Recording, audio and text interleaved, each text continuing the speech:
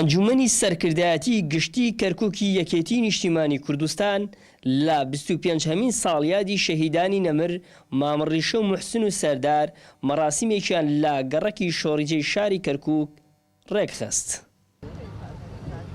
ئەمڕۆ یادی سێ کەڵەپیا و سێ تێکۆشەر سێ قارەمانی ئەم میلەتە ئەکەینەوە کە 35 ساڵ بەر لە ئێستا لەلایەن جاشە ڕوڕەشە خاینەکانی مێژوو و بە پیلانێکی ئستخباراتی عەسکەری حکومەتی عراقی ئەو سەردەما شەهید کران.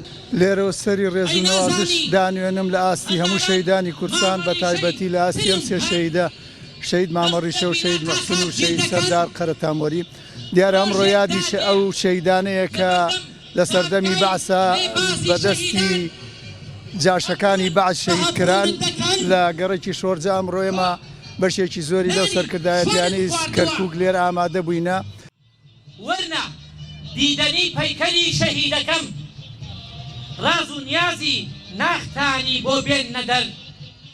نیشتیمان خان هاوسەری مامەڕیشە وێڕای دەستخۆشی و سپاسگوزاری بۆ ئامادەبووان و خەڵکی کەرکووک و شۆڕیژە هاوکات ئاماژە بۆ ئەوە دەکات کە شەهیدی فەرماندا مامەڕیشە کەرکووک و کەرکووچەکانی زۆر خۆشویستووە.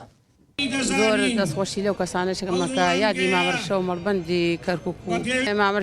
مامەرشەی هەموو کورد بوو. مامەرشەی کەرکووک بوو. مامەرشە باوەتی ئەم ڕۆژە بوو کە کەرکووک ئازادی بێتەوە ناو کەرکووک.